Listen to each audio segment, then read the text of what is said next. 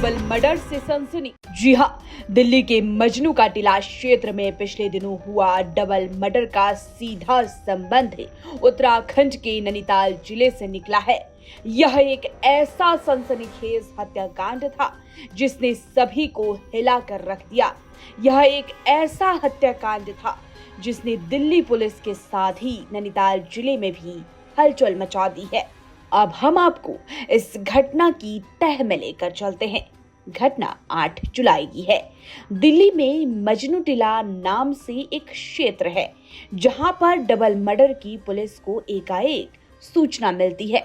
Double murder की बात सुनकर पुलिस हैरान रह जाती है।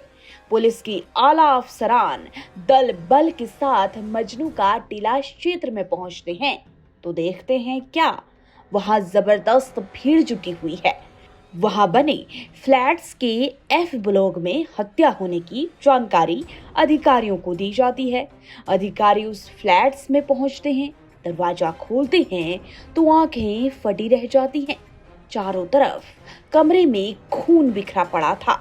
साथ ही वहां पर एक युवती और एक मासूम का शव जमीन पर था।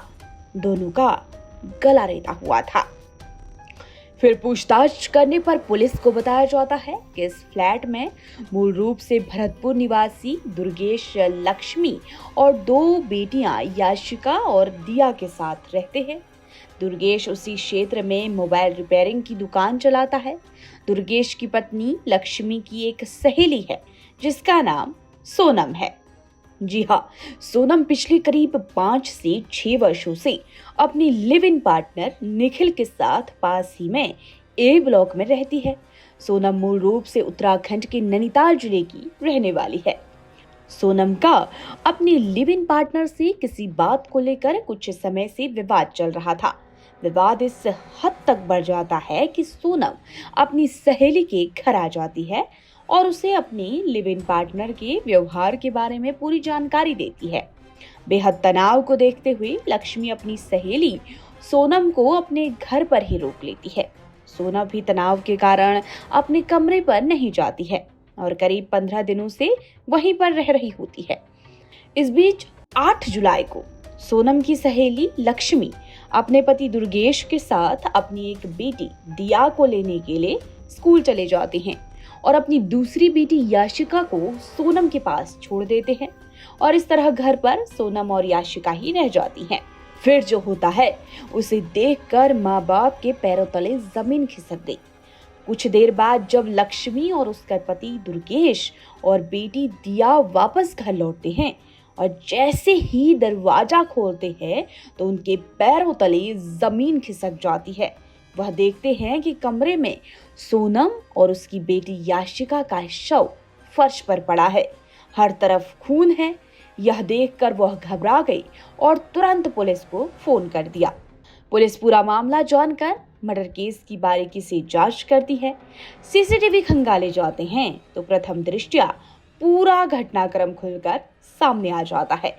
सीसीटीवी में पता चलता है कि जब दुर्गेश अपनी पत्नी लक्ष्मी के साथ बेटी दिया को लेने के लिए स्कूल गया होता है तो उसके पीछे सोनम का लिव इन पार्टनर निखिल उसके फ्लैट पर आता है। पुलिस तत्काल उसकी तलाश में जुट जाती है। पता चलता है कि निखिल एक रेस्तरां में काम करता है। पुलिस वहां पहुंचती है। वहां पर निखिल की कोई लोकेशन नहीं मिलती। बताया जाता है कि वह तो आ ही नहीं रहा है काम पर। ऐसे में पुलिस का शक निखिल की ओर और गहरा जाता है, लेकिन धीरे धीरे पुलिस सुराग निकालनी शुरू कर देती है। निखिल की लोकेशन नैनीताल जिले की हल्द्वानी में मिलती है। पुलिस को पूछताछ में पता चलता है कि सोनम नैनीताल और निखिल हल्द्वानी का रहने वाला है। लक्ष्मी ने पुलिस को बताया कि निखिल सोनम पर बार बार फोन करके कमरे पर लौटने का दबाव बना रहा था, लेकिन सोनम है कि निखिल के व्यवहार को देखते हुए घर जाने को तैयार नहीं थी।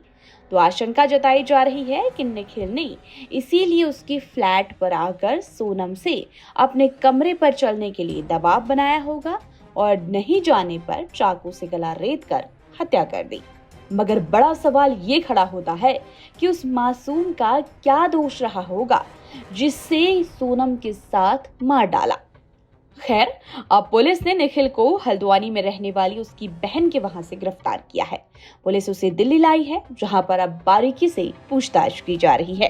तो आप भी इस खबर पर अपनी राय जरूर दे सकते हैं कमेंट बॉक्स पर और देखते रहिए न्यूज़ जंक्शन 24।